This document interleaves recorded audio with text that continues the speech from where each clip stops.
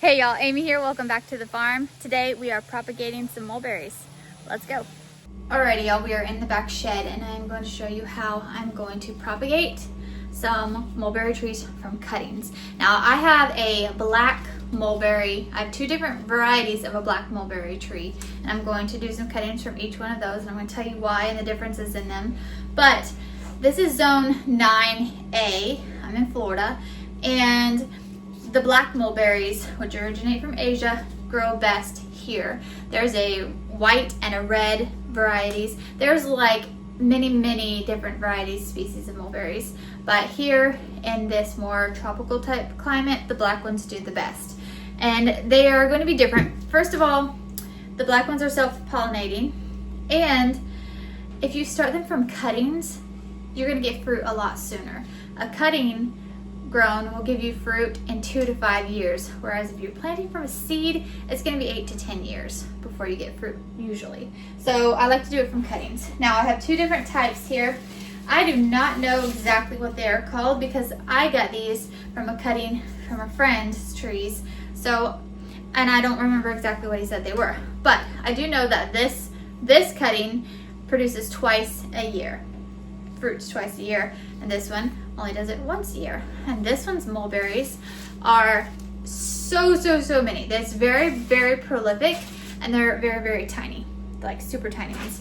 Whereas this one that produces only once a year produces massively huge mulberries. So I'm gonna propagate both of these, and I'm gonna show you how I do it. Now, the first thing I'm gonna do is I'm gonna prepare I'm gonna drop those. Then I'm gonna pick them up.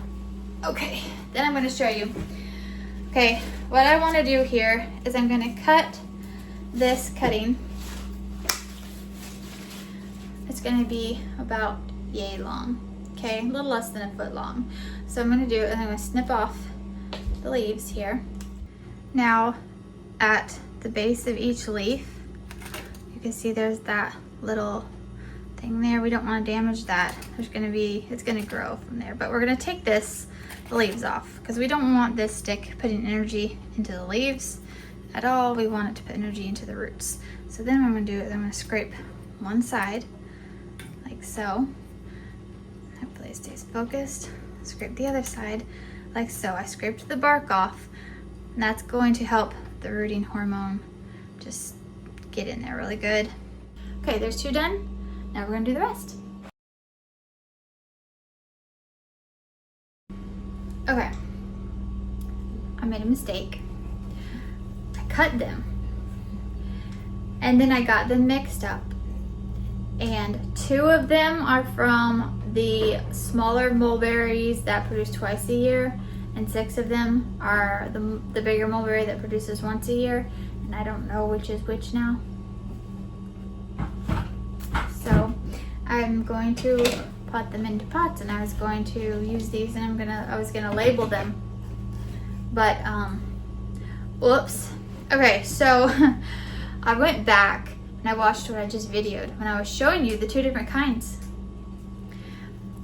and I'm pretty sure this one that has some green on it is the smaller one, but the rest of these all look exactly the same to me. I'm gonna think it's this one because this looks like it matches to this. So that's what I'm gonna do. And when these are given to who I'm going to give them to, I'm gonna say, good luck. Sorry about that. Okay, so let's get these going. Here's what we need to do. Ideally, when I am propagating a hardwood tree, I like to use a sand peat moss 50-50 ratio mixture.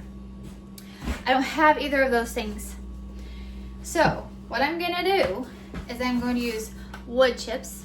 I went out and I scooped some wood chips from the bottom of my wood chip pile so they were broken down more. And I'm gonna use some potting soil.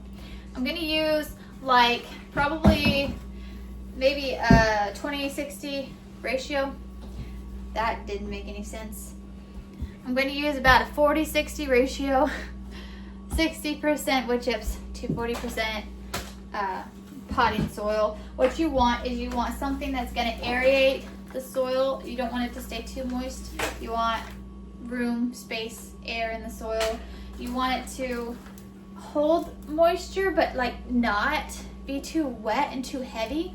Does that make sense? Like it needs space to grow roots. You know what I'm saying?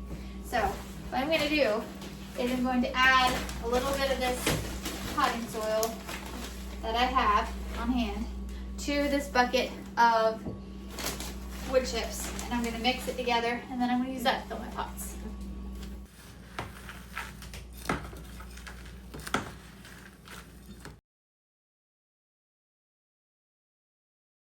Alright, now we're going to get them all wet. Go ahead and pre-moisten here all of these. We've got all our soil pre-moistened. Now what I'm going to do is I'm going to stick the end of the stick under the water to get it wet. I'm going to use a rooting hormone. Okay, I'm going to put it, dip it in it like so, and then I'm going to tap it off like that. And then I've marked a couple of the things, 2 of them small. I did grow jalapenos in this, but I remarked it small because I think that's what this is. I'm not sure, but I think we're just gonna stick it down in there, like so, all the way to the bottom. And there it is. And that's all you do. The mulberries are the easiest tree to propagate that I have found. I've also read that it's the easiest. So in my experience it is. Now, this is going to need to stay watered very frequently while it is developing. You kind of want to, probably twice a day for a while, I would do. Okay y'all, I have put them here on this freezer by this door where it will get a bit of filtered sunlight. I'm talking like whatever. What I did is I put them here beside the door so I can get some filtered sunlight, and I don't want to put them out in direct, harsh sunlight right away. They do need to be warm and they do need sunshine. This door has a window in it. It's going to get a little bit of sun. I'm going to let it sit here for a couple of days, and then I'm going to move it out. Now, I'm going to keep it consistently watered. After probably a week, I'm going to say a week, we're going to put a granulated fertilizer.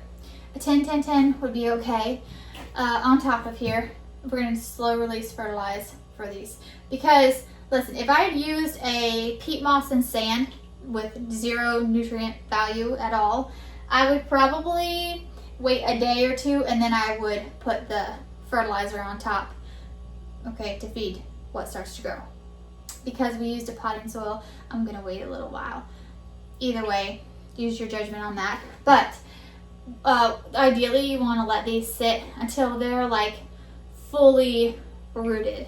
Okay, we're talking like 6 months would be good. So I am propagating these in late fall or late spring, and so they would be good to be transplanted in late fall when they are dormant. Mulberry trees do lose their leaves. So once it goes dormant and everything, also just side note, it's when you have your plants and they're all growing and they're beautiful and they've got roots and everything, and then they start to lose their leaves depending on the time of year, that could just be because it's time for them to go dormant. So don't think they're dying. It'll be okay. But once they go dormant, we're going to put them out where they go, in the ground. And it's just like that. It's that easy.